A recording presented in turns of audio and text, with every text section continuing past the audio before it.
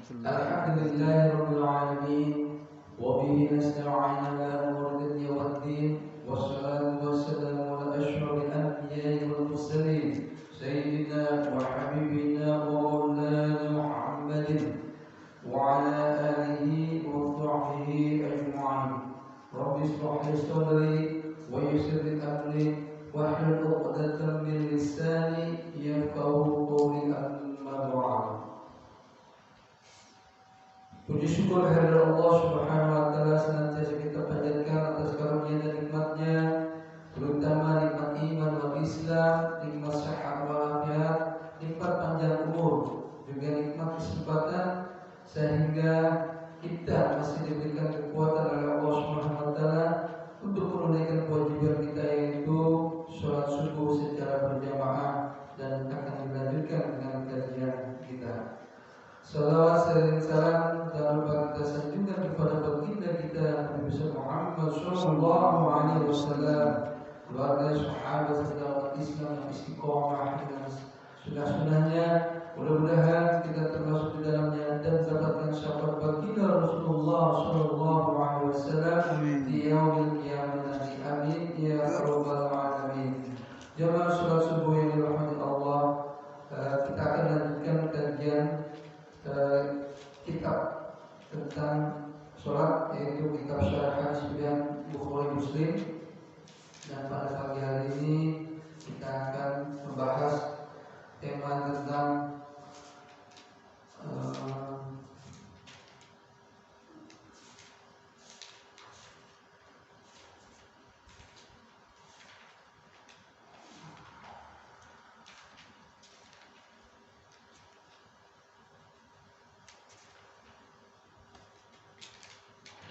waktu-waktu larangan sholat. Sholat sudah ditentukan pelaksanaannya pada waktu-waktu tertentu karena beberapa hikmah yang hanya diketahui, seperti penyerupaan dengan waktu ibadah yang dilakukan orang-orang kafir. Adapun waktu-waktu larangan sholat ada 3. Pertama, setelah sholat subuh hingga matahari meninggi dari permukaan bumi seukuran tombak. Kedua, ketika matahari sampai ke titik ketiganya pada tengah hari hingga ia mulai condong. Dan ketiga, setelah sholat asar hingga matahari terbenam. Dalam hadis ke-52 dari Abdullah bin Abbas radhiyallahu anhu, dia berkata, ada beberapa orang yang diridhoi di sampingku, dan yang paling diridhoi di antara mereka adalah Umar, bahwa Rasulullah SAW melarang sholat setelah subuh hingga matahari terbit, setelah sholat asar hingga matahari terbenam. Selanjutnya di hadis ke-53 dari Abu Sa'id Al-Khudri radhiyallahu anhu, dari Rasulullah SAW, beliau bersabda, tidak ada sholat setelah subuh hingga matahari meninggi, dan tidak ada sholat setelah asar hingga matahari terbenam. Besar berkata, di dalam bab ini ada riwayat dari Ali bin Abi Thalib, Abdullah bin Amr bin As, Abu Hurairah, Samurah bin Jundab, Salamah bin Al-Aqwad, Zaid bin Thabit, Muaz bin Jabal, Ka'b bin Murrah, Abu Umamah Al-Bahili, Amr bin Abashi, As-Sunaimi, dan Aisyah radhiyallahu anhum dan As-Sunani, yang tidak mendengar dari Nabi SAW, yang berarti hadisnya mursal. Di dalam 2 hadis ini terkandung larangan dari Rasulullah SAW mendirikan sholat sesudah sholat subuh hingga matahari terbit dan meninggi seukuran tombak. Beliau juga melarang sholat sesudah asar hingga matahari terbenam, karena sholat di 2 waktu itu menyerupai orang-orang musyrik yang menyembah matahari ketika ia terbit dan terbenam. Sebab beliau melarang kita menyerupai ibadah mereka, dan siapa yang menyerupai suatu kaum, maka dia termasuk golongan mereka. Para ulama juga berbeda pendapat tentang sholat pada waktu-waktu ini. Jumhur ulama berpendapat sholat pada waktu itu makruh hukumnya. Mereka berhujjah dengan hadis-hadis yang sahih ini dan juga yang lainnya. Golongan jahiliyah memperbolehkan sholat pada waktu-waktu itu. Mereka menanggapi hadis-hadis yang melarangnya bahwa ia terhapus, padahal semua hadis yang mereka anggap menghapusnya dianggap para ulama sebagai bab nafsiri yang tidak terbatas kepada sesuatu yang terikat atau menjadikannya khusus di atas yang umum. Tidak ada pengalihan hukum kepada penghapusan kecuali jika tidak mungkin untuk mengkompromikannya. Kemudian mereka saling berbeda pendapat tentang jenis sholat yang dilarang dikerjakan pada waktu itu. Mazhab Hanafi, Maliki dan Hambali berpendapat yaitu semua sholat tawadhu selain 2 rakaat tawaf. Mereka berhujjah dengan keumuman larangan yang disebutkan dalam berbagai hadis. Adapun pendapat Imam Syafi'i, salah satu riwayat dari Al-Imam Ahmad dan Syekhul Islam Ibnu Taimiyah serta golongan mazhab Hambali, yaitu sholat-sholat nafilah yang tidak terlepas dari sebab. Adapun sholat yang mempunyai sebab seperti tahiyatul masjid dalam masjid dan 2 rakaat wudu boleh dilakukan kapanpun waktunya. Dalil mereka adalah hadis-hadis khusus tentang sholat-sholat ini yang memang dikhususkan terhadap hadis larangan yang bersifat umum. Dengan pendapat ini dapat dikompromikan semua dalil dalam masalah ini dan semua hadis dari masing-masing sisi dapat diamalkan. Kemudian mereka saling berbeda pendapat apakah larangan dimulai waktu subuh, setelah terbit fajar kedua atau setelah sholat subuh. Mazhab Hanafi berpendapat dimulai semenjak fajar terbit, dan ini pula pendapat yang masyhur di kalangan mazhab Hambali. Dalam hal ini mereka berhujjah dengan beberapa hadis, di antaranya yang diriwayatkan Ashabus Sunnah al-Arba'ah dari Ibnu Umar bahwa Nabi SAW bersabda, tidak ada sholat setelah fajar kecuali 2 rakaat. Hadis ini menunjukkan pengharaman nafilah setelah fajar terbit kecuali 2 rakaat fajar. Karena yang dimaksudkan penafilan di sini ialah larangan.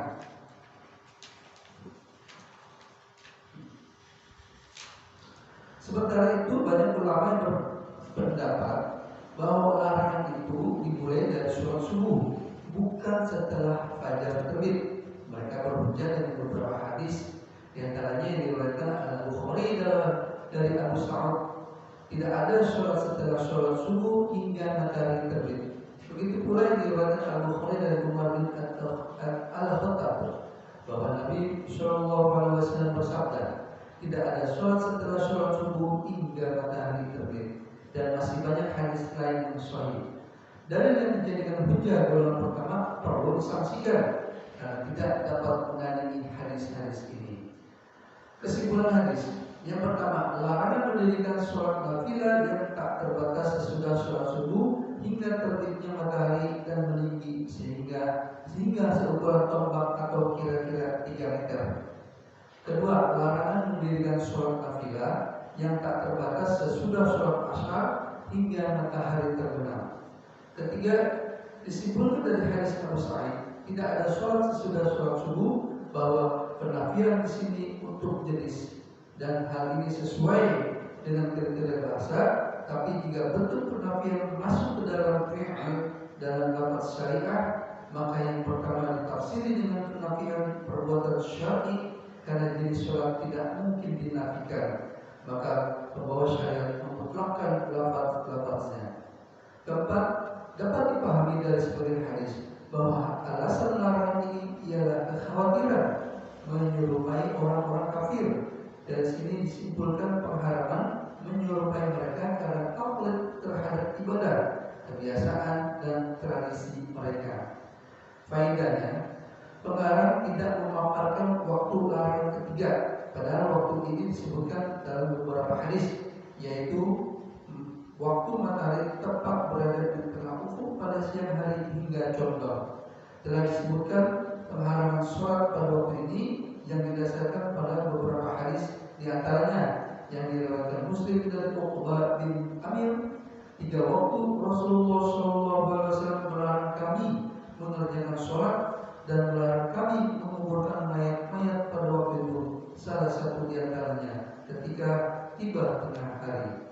Begitu pula hadis yang diriwayatkan Muslim dari Amr bin As bin Abasa yang diantaranya disebutkan, kemudian sholatlah hingga bayangan menjadi seorang tombak, kemudian kosonglah sholat karena pada waktu itu neraka jahanam di neraka.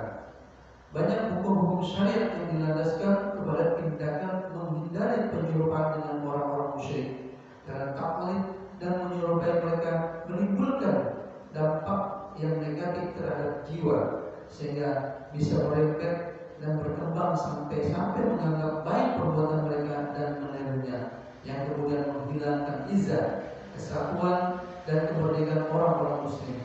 Karena mereka mengingkar di belakang punggung orang-orang kafir karakter dan mentalitas mereka luhur. Dengan gambaran ini, orang-orang kafir bisa berbuat leluasa terhadap orang-orang muslim. Islam menghendaki keunggulan dan kesamaan bagi orang-orang muslim dalam ibadah, tradisi, kebiasaan dan keadaan mereka. Islam menghendaki agar mereka menjadi umat yang merdeka yang memiliki sifat-sifat khusus dan keistimewaan yang sudah dikenal secara luas. Namun amat disayangkan, kita mendapatkan orang-orang muslim pada zaman sekarang justru mengikuti orang-orang kafir tanpa merasa, tidak dilandasi pengetahuan. Apapun yang berasal dari barat dianggap baik, dan apapun yang mereka lakukan dianggap tepat, kendati pun berseberangan dengan agama dan akhlak. Innalillahi wa inna ilaihi raji'un. Demikian, alhamdulillah sudah kita bacakan dua buah hadis, yaitu waktu-waktu larang sholat, di mana di sini dijelaskan ada 3 waktu yang dilarang untuk melakukan sholat. Yang pertama setelah sholat subuh hingga matahari meninggi dari permukaan bumi seukuran tombak. Yang kedua ketika matahari sampai ke titik ketiganya pada tengah hari hingga ia mulai condong. Dan yang ketiga setelah sholat asar hingga matahari terbenam. Maksud daripada hadis ini pada intinya adalah jangan sampai perbuatan ini mengikuti yang dilakukan orang-orang di luar Islam, terutama dalam hal ini agar tidak melakukan perbuatan syirik. Karena di sini ditegaskan beliau melarang sholat sesudah sholat asar hingga matahari terbenam, karena sholat ini di 2 waktu itu menyerupai orang-orang musyrik yang menyembah matahari ketika ia terbit dan terbenam. Namun agak berbeda kalau pendapat yang mungkin yang bisa kita ambil di sini adalah pendapat Imam Syafi'i. Di dalam riwayatnya adalah Imam Ahmad dan Syekhul Islam Ibnu Taimiyah serta golongan Hambali, yaitu sholat-sholat nafilah yang tidak terlepas dari sebab. Adapun sholat yang mempunyai sebab seperti tahiyatul masjid, dalam masjid dan 2 rakaat boleh dilakukan kapanpun waktunya. Artinya kalau di sini kita bisa pahami, yaitu sholat-sholat nafilah yang tidak terlepas dari sebab. Ini yang mungkin kita harus kaji lebih dalam, karena di sini kalau yang sholat yang mempunyai sebab, ya itu dibolehkan dan kapanpun waktunya. Dan dari mereka hadis-hadis khusus tentang sholat ini yang memang khususnya larangan bersifat umum. Dengan pendapat ini dapat dikompromikan semua dalil dalam masing-masing dan semua hadis dari masing-masing sisi dapat diamalkan. Kemudian yang terpenting lagi dapat dipahami dari sebagian hadis bahwa alasan melarang ini ialah kekhawatiran. Sekali lagi ini adalah kekhawatiran menyerupai orang-orang kafir. Dan makanya di sini disebutkan untuk pengharaman menyerupai mereka karena taklid terhadap ibadah, kebiasaan dan tradisi.